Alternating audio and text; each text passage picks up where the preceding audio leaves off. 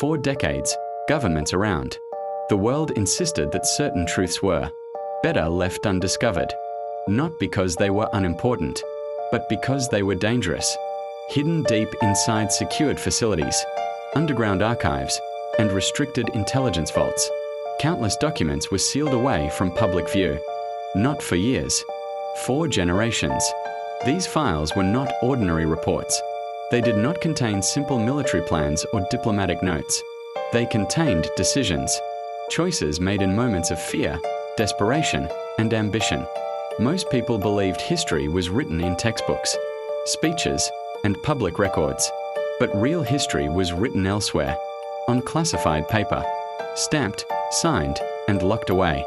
During the 20th century, secrecy became a weapon. Wars were no longer fought only on battlefields. They were fought in offices, laboratories, and briefing rooms. Information itself became power. Governments learned that controlling what people knew was just as important as controlling territory. If the truth stayed hidden long enough, it could be reshaped or erased. Many of these files were never meant to be found. They were created with the expectation that no civilian would ever read them, that no journalist would ever question them, that no historian would ever uncover them. But secrets have a weakness. They depend on silence, and silence rarely lasts forever. As decades passed, political systems changed, administrations fell, wars ended, and with every transition, cracks began to form. Some files were forgotten, others were misplaced, a few were quietly destroyed, but many survived.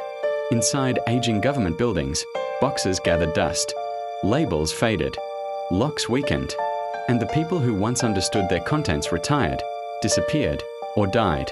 In some cases, files resurfaced by accident, a mislabeled archive, a poorly secured storage room, a document released among thousands of unrelated pages. In other cases, they were exposed intentionally, by whistleblowers who believed the public deserved the truth, by insiders burdened by guilt, by individuals who realized that silence only protected those in power. When the first of these files became public, the reaction was disbelief. The contents contradicted official narratives.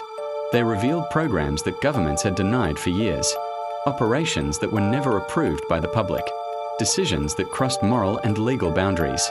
At first, authorities dismissed them.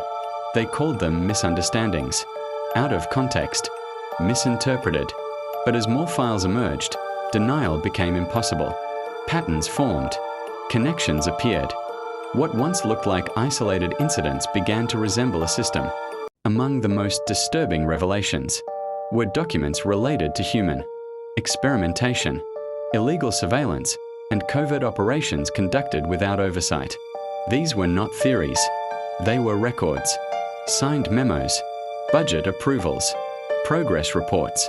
Some files described experiments conducted on unaware civilians. Others detailed mass surveillance programs long before the digital age. Entire populations monitored without consent.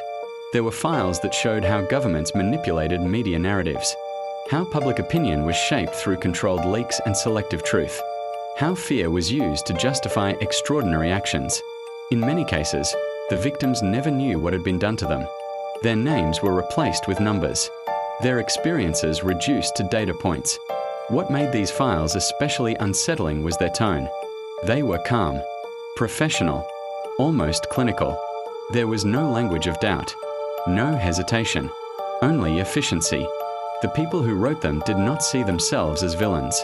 They believed they were protecting their nations, preserving stability, preventing chaos. But history would judge them differently. As more files were released, trust began to erode. Citizens questioned what else remained hidden.